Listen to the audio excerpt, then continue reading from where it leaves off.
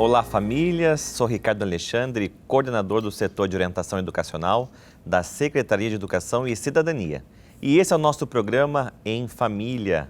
Para o nosso bate-papo de hoje, conto com a presença da professora Thaís Campos. Seja bem-vinda, Thaís. Obrigada, Ricardo. É um prazer estar aqui. Espero que o nosso bate-papo renda bons frutos e que as famílias consigam desenvolver habilidades científicas em casa.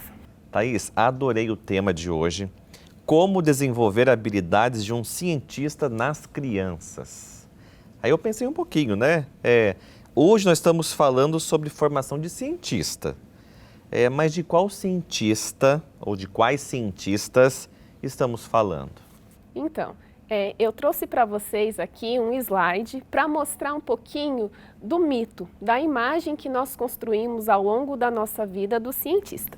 Então, aqui, geralmente a gente vê nos quadrinhos, desenhos animados, nós vemos em filmes, até pela própria imagem do Einstein, aquela imagem que a gente tem de cientista, que geralmente é Se eu pedir para vocês, aí em casa, fecharem os olhos e imaginarem um cientista, é muito provável que vocês imaginem um homem mais velho, branco, vestindo um jaleco e fazendo um monte de reações químicas num laboratório. E às vezes ele vai ter essa percepção de que isso é até meio maluco, né? Vão pensar em bombas e geralmente essa é uma imagem que a gente construiu ao longo da nossa vida, né? Quando a gente vê fotos como essa do Einstein, quando a gente assiste desenhos animados que mostram essas representações, e na verdade isso é um mito. Na verdade, a gente tem cientistas nas mais diversas áreas, fazendo diferentes experimentos, fazendo diferentes pesquisas. Então, aqui eu trouxe para vocês 3 exemplos. Então, no primeiro exemplo, a gente tem uma imagem de internet que mostra uma profissão, que é o paleontólogo. Ele não está no laboratório, ele não está vestindo jaleco, ele está de tênis, com uma roupa que pode sujar muito, e ele está investigando a Terra. Se eu pegar uma pessoa que estuda história, provavelmente ela vai estar estudando documentos, livros, fazendo investigações teóricas. E aqui eu tenho 2 pesquisadoras. Uma é a Zélia Ludwig, que é uma pesquisadora da educação e é uma professora, estuda física. Então, além dela estudar física, ela tem que estudar também como ensinar. Ela trabalha muito com a questão de divulgação científica, da representatividade das mulheres nas ciências. E, seguindo essa mesma linha, a gente tem a Alessandra Passini, que é uma pesquisadora da nossa região, trabalhou na Univap, fez doutorado no INPE e atualmente ela é uma física espacial muito reconhecida. Então, nós temos mulheres, nós temos homens, nós temos pessoas novas, pessoas velhas, nas mais diferentes áreas, fazendo diferentes pesquisas e usando diferentes instrumentos. Então, a primeira coisa que nós temos que ter de percepção é que qualquer pessoa que tenha vontade pode estudar para fazer ciência. Thaís, quais habilidades essas cientistas, né, essas pessoas possuem em comum? Então, o que a gente precisa de fato, né, para ser cientista, para se tornar cientista? O que todos os cientistas precisam fazer? Primeiro, para que a gente pense o que os cientistas têm em comum, a gente tem que pensar o que é ciência. A ciência ela é baseada em fatos, ela é baseada em evidências. Então, aquilo que eu acho e aquilo que foi passado para mim culturalmente, muitas vezes não é ciência. Então, quando eu pego um leite e a manga e eu tomo e falo, isso, ou não tomo, né, e falo, isso pode me fazer mal, não são coisas que têm evidências científicas, não tem estudo, não seguiu um método de pesquisa que gerou resultados, que foi publicado. Então, para que uma pessoa se consolide como cientista, ela precisa, antes de tudo, ser curiosa. Então, o cientista parte de uma investigação, ele quer descobrir alguma coisa que não se sabe ainda o resultado. A outra coisa que o cientista tem é que ele tem uma resposta provisória, ele levanta uma hipótese. Então, por exemplo, no caso da manga com leite, será que se eu tomar manga com leite, isso vai me fazer mal? É uma pergunta que partiu de uma curiosidade. O que eu vou fazer? Levantar uma hipótese. Eu acredito que vai me fazer mal, porque meu pai fala isso, a minha mãe fala isso, a minha tia fala isso. E aí, o que eu vou fazer depois? Eu vou fazer um experimento e vou observar esses resultados. Então, eu tomo uma batida de manga com leite, eu dou manga com leite para o meu pai, para minha mãe, para minha tia, e não faz mal para ninguém. Então, eu vou ter resultados que eu vou poder observar. Ou, suponha que todo mundo tenha passado mal. Então, eu vou concluir que manga com leite realmente faz mal. Então, eu preciso de dados que apontem resultados que podem ou não corroborar com aquela minha hipótese inicial. Então, os cientistas, eles elaboram pesquisa, realizam análises, investigam e elaboram as suas conclusões com base nos fatos. Só que a ciência, uma pessoa ela não nasce cientista. Ela vai se transformando em cientista, ela vai se formando cientistas aos poucos. E a gente precisa considerar que todo mundo tem condições de se transformar em um cientista. E como, né, a família que acompanha pode desenvolver essas habilidades em nossas crianças, pensando nesse tempo de pandemia, como fazer esse processo com os pequenos, até mesmo com os adolescentes ou jovens, como envolver a família nesse processo? Então, acho que a primeira coisa que a gente tem que considerar, Ricardo, é que geralmente a gente não considera essa hipótese com os pequenos, a gente não considera essa hipótese com os nossos alunos, com os nossos filhos. A carreira científica, a gente pensa em ser médico, a gente pensa em ser advogado, a gente pensa em ser professor, mas a gente não pensa em fazer ciência nessas diferentes áreas. Então, considerar a carreira científica é a primeira coisa. Mas ninguém nasce cientista, como eu te disse, né? Então, o que a gente vai precisar fazer antes? A gente vai precisar desenvolver habilidades pequenininhas, que ao longo da vida, da escolaridade, da formação em casa, a gente vai conseguir ter essas habilidades mais preparadas para quando a gente decidir, de fato, encaminhar uma pesquisa genuína, desenvolver uma pesquisa científica de fato. E que habilidades científicas são essas, então, né? Às vezes, você está na sua casa, mora em um apartamento que é muito pequenininho, e aí você pensa, como que eu vou desenvolver uma habilidade científica aqui dentro? Eu não tenho nem espaço. É simples, abra a janela. Você abriu a janela, pede para o seu filho, para o seu sobrinho investigar. Observa, o que você está vendo, o que é possível notar nessa paisagem? O que essa paisagem te chama a atenção? O que você consegue descrever desse espaço? Eu tenho um aquário na minha casa. O que você está vendo? O que o peixe faz? Como que funcionam as nadadeiras? Ou eu tenho uma planta, observe o crescimento dessa planta.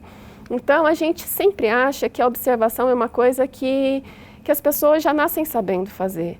E não, a gente pedindo para que uma criança observe, descreva aquilo que ela está vendo, é um meio de desenvolver a habilidade científica da observação. Você narrando essas histórias, essas situações, passei algo em casa que eu percebi que eu perdi uma oportunidade. Nós temos uma planta e chegando da viagem, né, da roça do campo, voltando para a cidade, essa planta tinha algumas flores, né, vivas e algumas mortas. E eu simplesmente pedi para o meu filho ir lá e podar. Então, você falando agora, olha, uma oportunidade que a família tem, talvez, de antes de só cortar, por que isso aconteceu? Na própria internet está isso, pesquisa, pode ser um caminho, né? Pesquisa, e às vezes antes da pesquisa, aqui eu vou passar um pouquinho, você podia ter feito com seu filho um levantamento de hipóteses. Por que isso aconteceu? Que é uma resposta provisória, que é antes do experimento. Então, ele vai ter 1 milhão de explicações para aquele fenômeno, mesmo que não esteja cientificamente embasado. E aí ele levantou esse monte de observação, ele levantou esse monte de hipóteses dessas respostas provisórias, e aí você parte para a pesquisa. Porque aí ele vai conseguir saber o que foi aprovado, o que daquilo que ele falou tinha base científica e o que foi refutado, que é uma etapa da metodologia científica. Então, sempre perguntar para os pequenos o que eles acham, por que isso aconteceu, mesmo que não tenha base científica, mesmo que eles misturem, quando é muito pequenininho ainda, eles misturam muito a realidade com aquilo que é verdade. Por exemplo, quando você pergunta para uma criança pequena, por que o sol nasce? Por que o sol está... Para onde que ele vai, né, depois que ele se põe? a criança vai falar, ele foi dormir, ele vai dar características que são humanas, mas ele está construindo representações e está construindo imagens daquilo que ele tem como verdade. E se isso for vivenciado e trabalhado frequentemente, as hipóteses vão ficando cada vez mais próximas da científica, se você pensar em hipótese e investigação atreladas ao mesmo tempo. Hoje eu estou nostálgico, eu acabei de pensar uma outra situação, mas da minha infância. Eu lembro, retornando de uma cidade para outra, eu observava a Lua e ficava pensando, como que a Lua consegue acompanhar o ônibus? E, na verdade, são muitas perguntas, né, que talvez as crianças fiquem sem respostas. E as crianças fazerem perguntas é uma outra coisa que a gente não pode esquecer de estimular. Um bom cientista faz boas perguntas. Então, às vezes, a gente poda, né? A criança faz uma pergunta, não está na hora de você saber isso.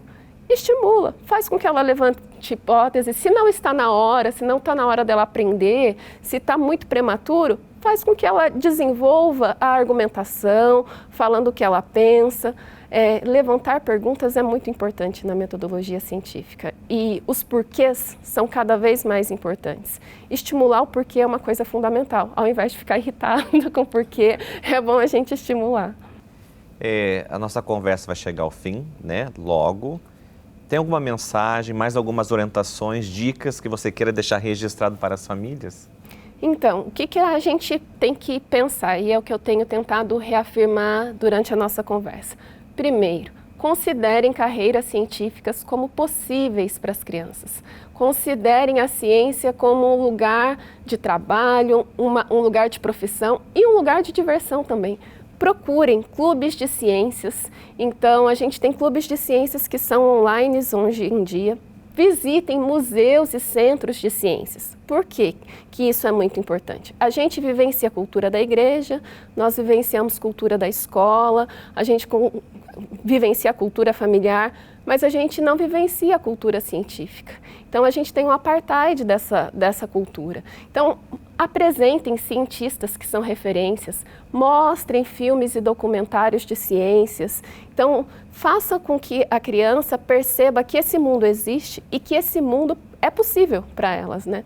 Então, muita gente não aproxima e muita gente não vivencia porque considera que o cientista, laboratórios de pesquisa, grandes centros, são lugares inacessíveis e não são possíveis para todo mundo. Então, assistam filmes, visitem museus, apresentem cientistas referências e façam com que essa cultura seja vivenciada. Essa é a minha maior dica. E eu estou pensando aqui na família que acompanha, tem como classificar quem é cientista e quem não é? Não é o jaleco que diz, então, quem é o cientista. Não, de jeito nenhum, não é o jaleco. Mas pensando no cientista enquanto profissional, a gente pensa que o cientista é aquela pessoa que fez uma faculdade, que fez um mestrado, que fez um doutorado e que publica resultados inéditos. Então, baseia suas pesquisas com base em fatos e publica para que todo mundo possa saber desses resultados. Isso é, de fato, ser um cientista. Mas nada me impede que eu desenvolva ciências. Experimentos científicos, que eu desenvolva passeios científicos, mesmo sem ser cientista. Então, eu posso muito gostar de ciência, vivenciar essa cultura e não ser um cientista, mas ter habilidades que são importantes em tantas outras áreas. Thaís, agradeço o nosso papo de hoje. Obrigado, viu, pela participação. Eu sei que foi difícil a nossa agenda, né? Mas fiquei super feliz com a sua presença aqui. Eu que agradeço. Falar de ciência é sempre um prazer. Estimular as crianças, as meninas, os meninos a fazerem ciência também é sempre um prazer. E agora é maior ainda essa vontade de falar para as famílias. Vocês fazem a diferença na formação científica. Muito obrigada pela participação. E fica a mensagem de aproveitar os momentos de escutar o filho, investigar e conhecer um pouquinho mais sobre ciências. Obrigado, viu, pela participação de vocês, pela companhia. Nós temos o QR Code, você pode enviar suas dúvidas, sugestões e também as suas opiniões. Obrigado, até o próximo encontro.